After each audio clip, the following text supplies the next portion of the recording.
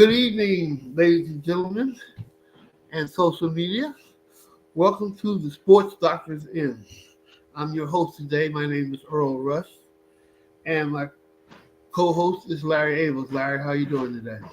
I'm good, Earl. How about yourself, man? I'm doing well. Bobby Kinzer will not be joining us today, but so our show will be a little short and sweet today. We'll be getting straight to the sports facts and not too much foolishness in here. And the comedian is off today, but we miss him anyway. All right. So let's start off with the NCAA, Larry. I really, I really don't have too much to say about what can we say until the tournament starts. I could say that I'm unhappy at how the selections, but everybody's not going to be happy how everybody got selected, and everybody's not going to get every game right. So, what was your thought? What problem do you have with the selections? Just all up into it, just all in general. Like, I don't even know why Indiana's in there. Why is Indiana in there? They haven't played anybody. They haven't played anybody. Well, they're like 11 and They haven't 1. played anybody. And why did they try to almost kill themselves to keep Alabama in the tournament? They did everything they could to keep it. Alabama did not belong in that tournament with those 3 losses, plain and simple. They tried their best. They tried their best to keep them in there. It's just in general. I just don't like the way they run their football thing in NCAA. That's all, in general. I feel like it's too much. To be honest with you, it's just too much. I don't know. I'm not going to sound ignorant. I just don't like it. Here's the deal. You know it's an SEC Big Ten party. So, that's why I don't like it. Okay, that's really what it boils down to. A lot of people thought by opening it up to more teams, it was going to be more teams in. But yeah, it's going to be more teams in, more SEC and Big Ten teams in. Yeah, I think that's stuck with us. I guess Indiana's in because they're like 11 and 1 or 10 and 1 or something. Yeah, but how they pick them? Well, we already decided it's already Big Ten. Yeah. So we don't need to be redundant on that. Okay. All right. So, right now, I just said we have to wait till the tournament and see what comes up. Do you have any particular favorites or that you think of that might be? I haven't even looked into brackets, to be honest with you. I can tell you, got this week Indiana at Notre Dame, and the winner of that will face Georgia. Then you have SMU versus Penn State, which is kind of interesting to me. The winner of that will face Boise. You got Clemson at Texas. Excuse me. Arizona State is waiting for the winner of that.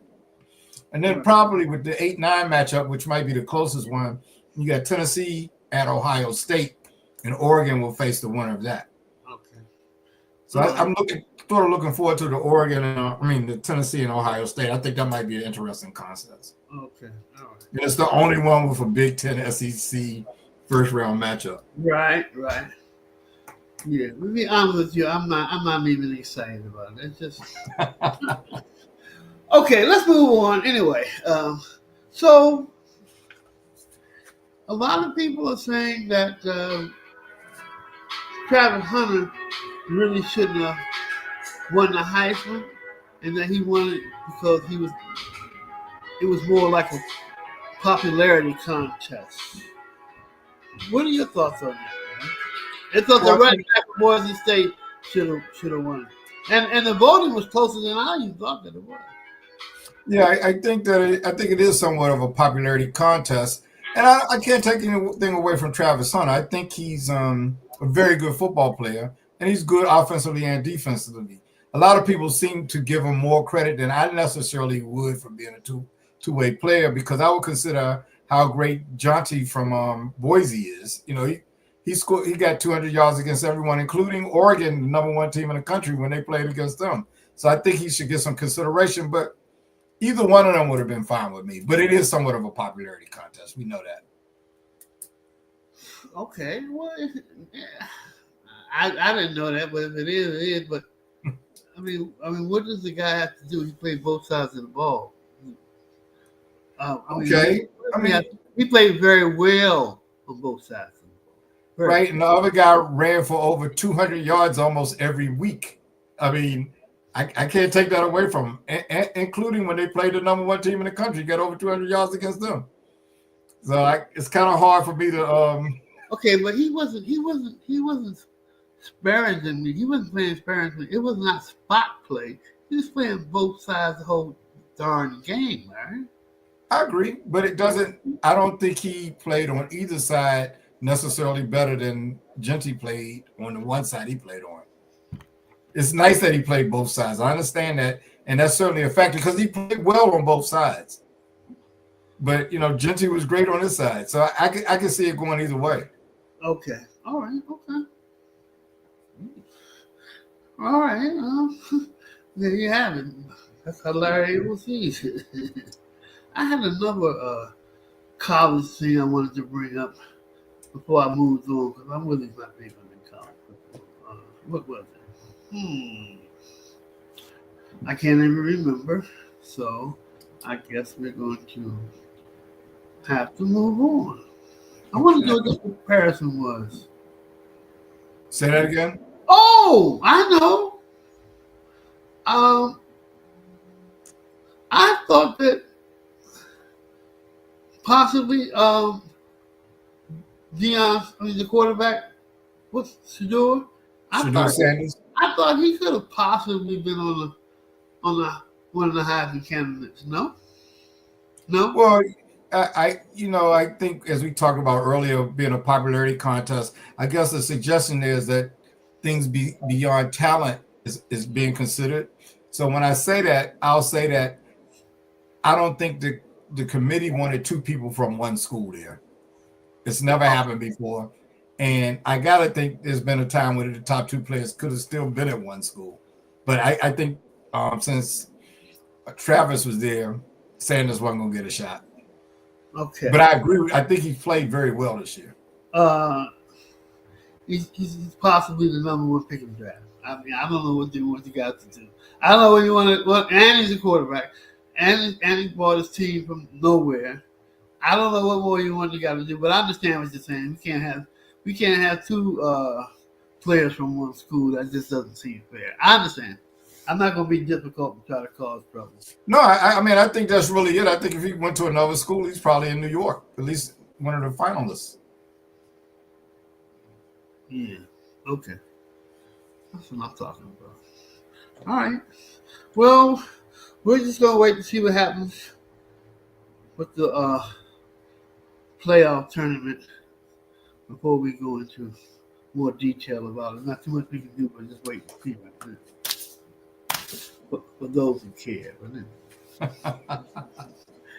I care. I like college football. All right, it's just too much trash in the game for me. But hey, somebody's got to call the shots. What can you do? Let's move on over to the NFL, Larry. All right.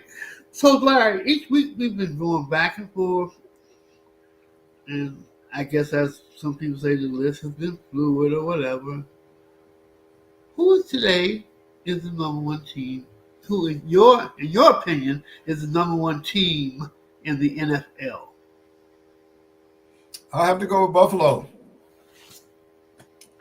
They've beaten Detroit and Kansas City. That's a pretty impressive, even though they've lost a couple of games, that's pretty impressive to me.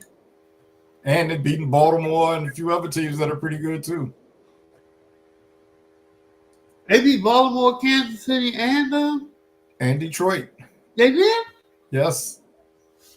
Really? How many losses did Buffalo have? 2. Oh.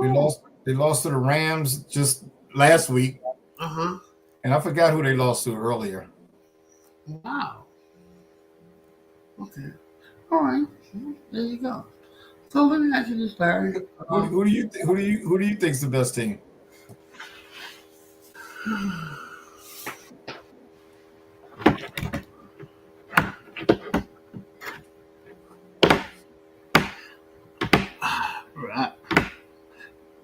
Right now, I mean, I don't know what kind of case I would have to go against Buffalo. Who can I put up there and say? Well, Even though Philadelphia's kind of up there. Philadelphia's up there. 12-2. yeah, but I would say Kansas City. But I know Kansas City is not better because they got their offensive line is horrid, and they happen to be one of those good teams that always have luck with them. They say all the good teams always have luck, and they've had a lot of lucky things going on for them this year. But I usually don't go against Kansas City, but right now, even if Mahomes had not had an ankle injury, I would have. So I still would have to go with Buffalo, even though Buffalo defense is horrible. In the last two games, they've given over 40 points, but that don't mean nothing to me. They can give up as many points as they want to because they can outscore anybody they want to. It seems like they can outscore anyone. I mean, they can score anytime they really want to. It has seemed that way for the last couple of weeks anyway. So. Seems like it. I agree. Yeah. So, I mean, this guy, let me ask you this, Larry. The quarterback of Buffalo is playing so well. So well. Lamar Jackson had his hand in 5 touchdowns Sunday, and they still saying, whoa, the quarterback for Buffalo is a clear-cut favorite for the MVP. What are your thoughts on that, Larry? Yeah, I don't see. I heard what I heard was that he's even further cemented. He being Josh Allen is further cemented his hold on the MVP. And my question would be, did he really? I mean, after all, he had his hands in 4 touchdowns. Had a great game. Josh Allen did. But Lamar Jackson had his hands in 5 touchdowns. Had a great game. So I don't think he should be pulling ahead. So just like everything else, a lot of these things boil down to popularity contests. I believe we both last year were kind of surprised that Lamar Jackson won the MVP last year because he came on strong the last 4 or 5 games, but he didn't play that well the early part of the season. Ironically, this year he's played great all season, and now it seems like Josh Allen has the hold. So inexact science here. I disagree with it being wrapped up with Josh Allen, but Josh Allen definitely has got to be in the running, no doubt about it. Oh, no, it still should be a race. Yeah, he's a clear-cut favorite for sure.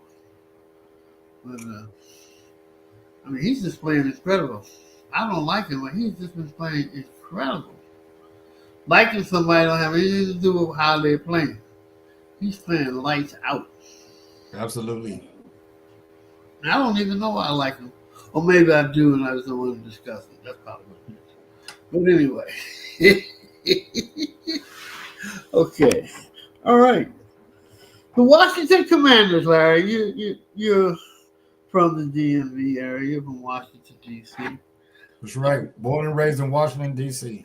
Are they? What are they? What are they right now?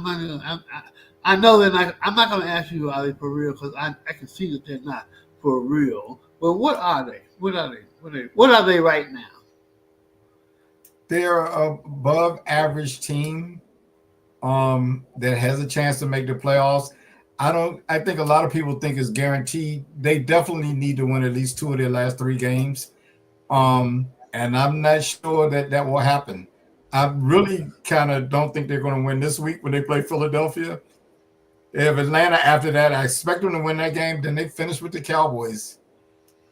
Who knows? Dallas did something to them last time. I'm not sure they can go down to Dallas and win that game. Okay. All right. I'm rooting for them, but when they lost to Dallas a couple of weeks ago, that really took a lot out of their chances. Okay. Well, let me ask you this, Larry. You named a couple of 11-2 teams, which is a very impressive record. Why is not anyone really talking about the Vikings? They're 11-2. They have a great wide receiver combination in Jefferson and Addison. Mm-hmm. Defense is putting pressure on the quarterback. Why ain't anybody talking about Minnesota? You know why? Or are they? And I'm just not here. I think by and large they're going unnoticed. They're underneath the radar because they're in a division with Detroit, who has really been beating everyone badly. And Detroit beat them, I believe, earlier this year. They have one more game against Detroit. With the injuries, they'll have a chance to see if they can catch Detroit. But I think they're a decent team. They lost a couple of games in a row, and I think that some people soured on them. But for the most part, they've been very consistent. Okay. All right. So you're an economic major, Mr. Abels. Let me ask you: if you were a general manager of either the Giants or the San Francisco 49ers, would you pay over $40 million a year for either the quarterbacks or the contracts that are coming up? So you mean the Vikings and the 49ers? No, the 49ers And the Giants? and the Giants. Oh, they already made it. That's Yeah, that decision was already made. Hell no. Okay, I'm sorry. yeah. Okay, would quarterback Purdy's gonna be asking for about his agent gonna be asking for about 60. Even though the agent may know he worth 60. Are you giving Purdy 40 million if you could get away with that? Well, yeah, if I'm management, certainly I'm going to try to play him as little as possible. Do I think that the 49ers will pay him? I suspect they will. I wouldn't be surprised if they paid him about $50 million because he has actually played decently. Now, of course, they need some people around him. And if you pay him that money, I'm not sure how you're going to get the help he needs. I guess I don't know whether Ayuk is on contract. He got hurt for the whole season. He's been out the whole year. McCaffrey seems to get hurt every year. And Deebo Samuels seems to have dropped off a little bit. But I'm not sure they'll be able to pay everybody else around them plus some defensive players if they give him too much. Tough call for them, but I suspect they will find a way to pay him. They'll let Deebo or somebody else go. All right, I haven't been keeping up with him because I'm not a big fan of his. But how are things working out in Houston right now? Are they going to the playoffs? Your quarterback's play has been a bit spotty at times, but I haven't been watching it. I don't know how well he's been playing recently, so I'm going to ask you. Maybe you might have seen what's going on. He's been playing well, but his contract's not up, so they still have him on a bargain. Their team is doing. They'll make the playoffs. I think they're like 9-5 or something like that. He just started out slow. Is that what happened? He was struggling in one part of the year. No? I didn't think he played there poorly. They played poorly as a team, but remember his two receivers were gone for, you got Collins, he got hurt and he missed about 5 or 6 games, and Stephon Diggs got hurt and missed the rest of the season. When Collins came back, their play picked up. Oh, okay. All right. That's why I asked you. I know you might have kept up when I've been left him alone anyway. Everyone seems to like him besides me anyway, so it's probably one of them weird things I got going on. So. And their running back, Mixon, he missed a couple of games too. So they've had a variety of injuries, but they were able to hang in there. I think their record's something like 9-5. I expect them to make the playoffs. Okay. All right. Okay. Yeah. And I don't know why you brought up Mixon's name. I don't know what. Because he runs well for them. And when he's not there, it's a difference. He gives them balance. Oh, okay. But when you got your top running back and your 2 wide receivers out, that's bound to impact anybody. And they've had 1 or 2 games with all 3 of those guys were out. Okay. Early in the season, they were faking like they could possibly be pretenders. What's your thoughts, Larry, on Los Angeles Chargers now, after we've seen the season has gone on a little bit? I've never been sold on the Chargers. I think they're a decent team, probably above average, but I haven't bought into that they would make a lot of noise in the playoffs. If they win a game in the playoffs, I think if they make the playoffs and win 1 game, I think that'll be about it for them. Okay.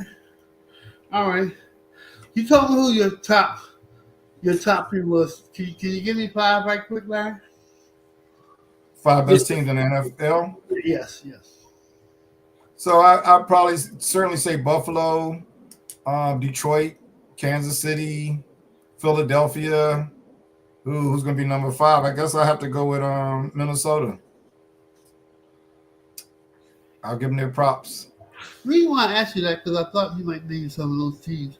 What I'm worried about is, does it seem like the Ravens have dropped off and like no one's really considering them a, a, a top contender, or are people not saying anything about them and just waiting and they think that the Ravens will eventually get their act together? They seem to be a good team, but they haven't been as consistent as the other teams that I mentioned. Subsequently, they're not making the top 5 this week. If you had caught me early in the year, they would have definitely been up there. No, I'm just talking about in general. I don't even hear anything talking about the Ravens at all anymore. I think because they've lost a number of games. They've lost to Pittsburgh and Cleveland in their own division, Wow. So that kind of hurt them. I guess they can be considered top contenders if they lost to those two bum teams, even though the Steelers are playing very well. I think Pittsburgh's a decent team. Okay. So were you serious? You usually are when you're on the show. Were you serious when you said, do you think Philadelphia is right up there with Detroit? Yeah. They have a pretty good team on both sides of the ball, and they're relatively healthy. Even though I heard their wide receiver Smith might be a little banged up, but they're relatively healthy. And Detroit is not. All right. Well, let me ask you this: if Detroit was healthy, would you consider Philadelphia? I would going into last week. I thought before the last couple of weeks, I thought Detroit was clearly the best team, and they have a lot of talent on both sides of the ball, but they have a lot of injuries on the defensive side, and one of their running backs, Montgomery, is having season-ending surgery. Okay. So they had a nice 1-2 punch with Montgomery and Gibbs. I think that's only going to impact, and Montgomery, produced very well.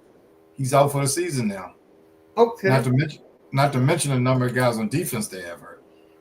All right. Let me ask you this, Larry. You're general manager of you're running things for the Kansas City Chiefs. Okay. Do you rest the quarterback, Mahomes, with a high ankle sprain injury? Or do go ahead, I'm sorry. Or do you let him play if he says he can play and try to at least make sure you get home field advantage? So I go by the old. They have a game this Saturday, and then they got a game next Wednesday. That's going to be like 3 games in almost 10 days almost. Yeah, that's going to be the same for, I guess, the 2 teams. It's going to be 4 teams that are playing Saturday, and all 4 of them will play next Wednesday because the NFL is greedy and wants to jump in on the NBA's Christmas Day thing. With respect to your question, if I go by the old adage, if Mahomes is hurt, he can play. If he's injured, he's not going to play. So I have to make that determination how serious that sprain is. If he has an injury, and I think it's any chance of him hurting it more just by playing, not necessarily by getting hit, because anybody can get hit. But if by playing, if he's damaging it, I'm sitting him down. If he's healthy enough to play, I would probably play him. Okay. All right. Okay. Anything in the NFL you want to cover before we move on? No, man, I'm rolling with you, man. All right. Okay. All right. See, is anything I wanted to cover? No. Commands. I feel like I'm on a job interview, man. Charges. Why you do that? I get to answer questions from a tough interviewer. Oh. From the sports doctor. Yeah, I guess that could be kind of that could be a daunting task. I see. All right, football. Let's see. I covered everything. Commanders fraud. Yeah. Chargers fraud. Yeah. Whatever fraud team is running out there that I want to expose. You know that we talked about this 5 weeks ago on the Real Fellas Talk Sports show, which you can see Larry tomorrow at 7 p.m. live on Facebook and YouTube. We talked about there are not that many good teams this year. There are a lot of teams. There are not that many good teams this year in the NFL. Do you feel that way, or you I just think all those teams that I named at the top, I think they're all good teams. that's 5 teams out of 32 teams, man? Is Well, that, that's I mean is that a lot? that's few. And then I think teams that I didn't pick up there like Baltimore and Pittsburgh are pretty decent teams. Los Angeles Rams, pretty decent teams. I don't think any really poor teams are going to make the playoffs. A lot of years we have teams that are like 7-9. Right. It's like one team or something like that. Well, I should take that back because there's one conference, the NFC West. They're not really that great, but I still think a decent. They was the NFC South. Those Maybe two. that's what I really mean. That's what I Those, really mean. That's what I really mean. The West is not that bad. The South is neither garbage. one of those. What is one No, of those teams are good enough. I agree. I guess Tampa will come out of there. They're probably the best team down But there. to prove my point, when I'm saying they're not a lot of good teams, we can just go by the division. The Well, it majority depends on what we mean. of a week, man. It depends on what we mean by a lot. I think there's a decent amount of decent teams. The only that South, you're right. That's the garbage division. That's the garbage division. The AFC East is garbage, except for But Buffalo. they have one very good team there. Yeah, 1 out of 4. Come on, Yeah. that's the Well, division. Miami's not that bad. New York, and New York, and New York and New England are bad. What do you mean Miami's not that bad? Come on. Well, they What's the they record? were Are unfortunate they to have 500? If you're under 500, you're a bad team. I'm sorry. Well, I mean, their quarterback missed like about 6 games. Come on, and they are a different team when he plays. That doesn't change anything, Larry. Okay. For whatever reason, if your team, for whatever reason, if your team is under 500, you can't be because you're bad. You're a bad team. You said they're not that bad. What do you mean they're not that bad? They're under 500.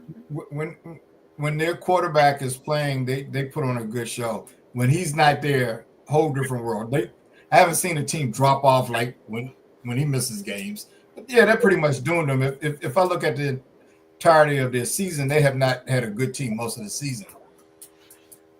But if I had to pay money, I would pay money to go see them if they were all there. Well, we weren't paying money or getting tickets. We were trying to see which conferences were weak and which conferences were strong. All right. Well, That's what we were doing. And the AFC East, as I said, except for New England, is a weak conference. You tried to take up for them and say, well, Miami's not that bad. No, Miami's bad. Okay. I tend to disagree with that, but okay.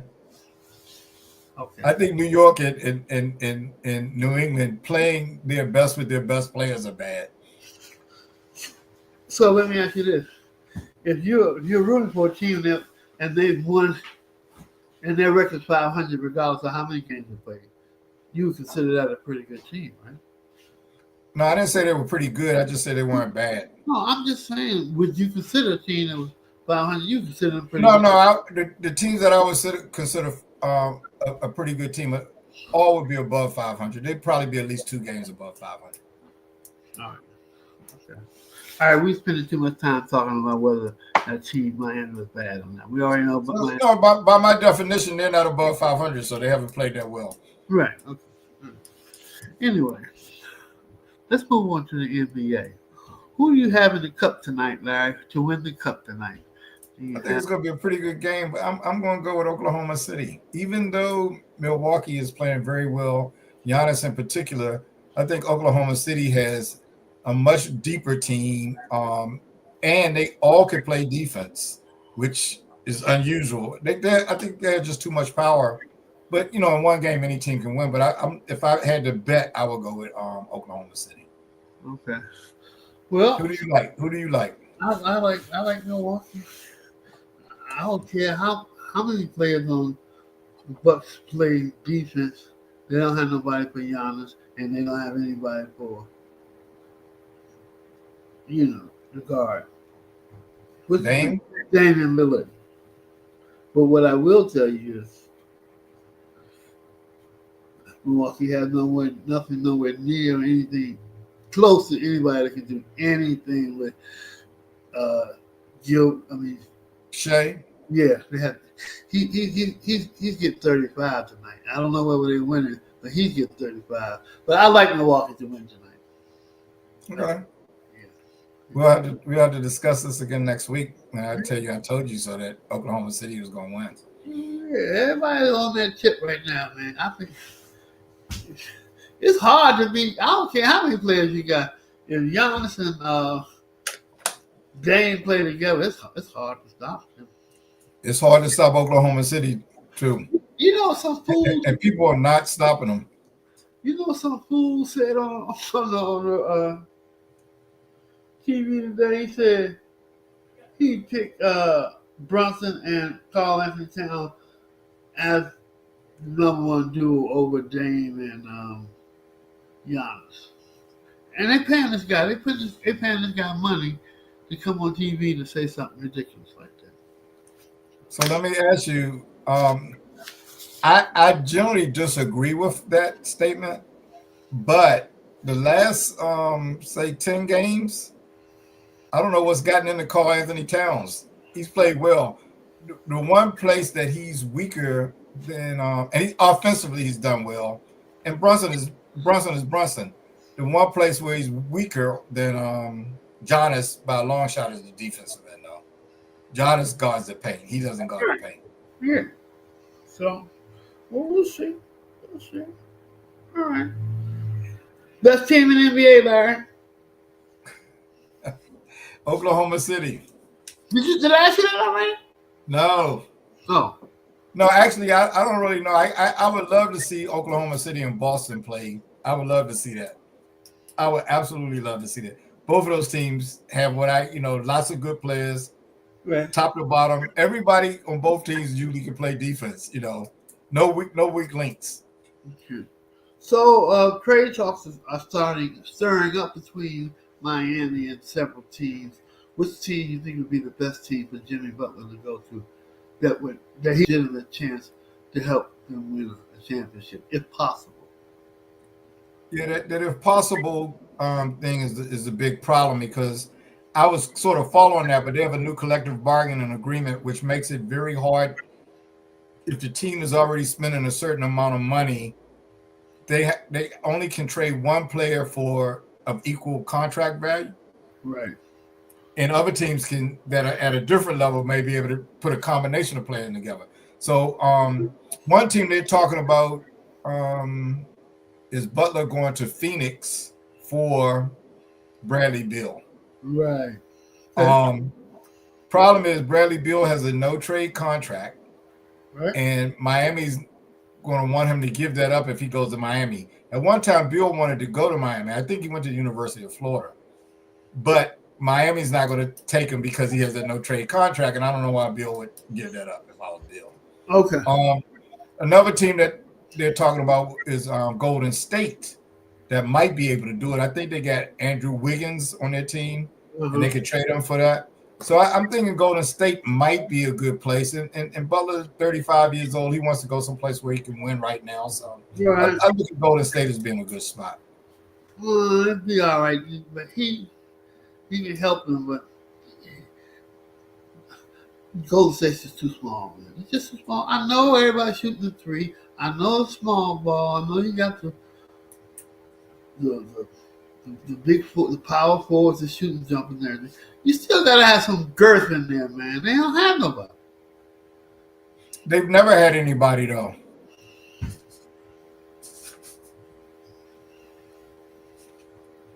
That's true. They've never. But they really don't. Yeah. Well, the problem is they have some other teams. You didn't need anybody when you had Steph and his boys shooting, Thompson shooting the way they were shooting. They don't have nobody shooting like that now. And the problem is they have Denver, OKC, and Dallas. All have gotten better. Yes, And they haven't. that's true. Some of the guys that Golden State thought were going to come through for them, I forgot the guy's name. It was Polish name. He played well last year, Przinski or something like that. He's not playing that well this year. Wiggins isn't playing that well this year. So they don't no longer have Clay Thompson. So and the other guy they were counting on, African guy, I can't even think of his name. Jaminga. They thought he was going to come through, and he hasn't played as well this year. So we're gonna be all right. Well, he's another one they were talking about trading for Jimmy Butler. That Miami will want for Jimmy Butler. Ooh. I don't think they're gonna trade him. You know, talent that they got right, young talent that they got right now. They're not gonna trade him for Jimmy Butler. Jimmy Butler, 36 years old. Jimmy Butler. I think Butler's in the last year of his contract. Jerminga's getting a nice contract, and they might not be quite as pleased with him going forward. And it might be down to a money thing, especially if they don't win it this year. Which until they get a real enforcer inside, they're not going. You don't think Draymond Green's an enforcer? No. He's never been enforced. Gary Payton, the third or second. All right, I'll stop. Yeah, please. Yeah. Show's been going pretty good. No foolishness or nothing. So I'll still go back. They've never had an enforcer. If Draymond Green's not it, they've never had it. And they've won championships. So, but they had two guards that shoot the lights out. It didn't matter. They had Kevin Durant for a little while too. He probably exactly. So anyway, okay. So do you like the trade the Knicks made for Karl Anthony Towns? Do you think that at first they started out struggling? It seems now as if the Knicks' chemistry is starting to blend together. It seems that way to me. Your thoughts on that? Yeah, I think actually for both teams, I think Minnesota's doing all right too with what's the left-handed guy? I can't even think of his name right now. But yeah, both teams are doing well after the trade. It took a while. I think it was a matter of chemistry, and both teams are doing pretty well now. Randall. Yeah, Julius Randle because he started off slow, and now they seem like he and Anthony Williams have figured out they're going to run things, and it's real clear who's number one. Anthony Edwards. Anthony Edwards. My bad. You talking about cricket? Yeah. He might be playing for him too. Mm. No, I think Anthony Edwards is clearly the star of that team, but he's worked Randall into their flow, and they're doing well lately too. Okay. All right. So off and on, people can't stay on the court. Embiid's always getting hurt. Paul George's always getting hurt. Will the Philadelphia 76ers be able to make anything of the season this year? I don't expect much out of them, and they haven't even established their continuity. I think they've only had a couple of games where Embiid, Paul George, and Maxey have played together. I think it's like you count it on one hand, maybe like three games or something, but they've all played together. And they constantly have the injury problems. Embiid can't seem to stay healthy. I don't see much coming out of there. Okay. All right. There you go. Well, there we have it. So, does it still seem like the Western Conference is stronger than the Eastern Conference this year in the NBA? I think so. They have more good teams there. The East, I think Milwaukee's starting to reemerge as a team. Cleveland has played well, and I think they got a couple of sleepers in the East. Like I think Orlando's a sleeper. If they can get what's the guy, number one draft pick, Ponchero back, I think they may surprise some people. They seem to have gotten better and better every year. You put me to sleep by telling me that the Orlando's a sleeper. I hear you. And they have a good record. They have a good record. Watch them play without their best player. I've seen them play. Even what's the guy, Franz Wagner? He's played very well. I didn't think he could play that well. Let's see. A lot of people talking about Orlando like you usually don't say anything wild. So They're getting better and better every year. I can see improvement in them. And okay, I'll tell you another team that's not bad is Atlanta. they've been playing well, but I don't know. I have to watch them. They've got a guy named Jalen Johnson. Looks like he's about 6'8" or 6'9", wing player. Uh, Very good at both ends of the courts. I think he's getting about 20 points a game. He's been in the league like 3 years and couldn't get off the bench. And now he's starting, and he's showing up very nicely. oh, okay. Maybe that's why they're winning. Okay. Oh, he and the point guard playing very well. Trey Oh, Young. Ice Cube, Ice Trey. Ice Tray. Yeah. Whatever. Okay, we're gonna really wrap this up, Larry. I like Milwaukee tonight, and you like I like Oklahoma City. OKC. So we'll see what's going on. Okay? Yeah, it should be starting in about 20 minutes. Yeah. I want to thank everybody for tuning in tonight. Come join us next week. I think Bobby Kinzer will be back. If not, we may have a special guest on next week. And don't forget to check out Larry Abels tomorrow on Real Fellas Talk Sports, live on Facebook and YouTube. So we're going to thank everyone for tuning in tonight, and I hope everybody has a very blessed and productive day. We're out of here. Take care, everybody.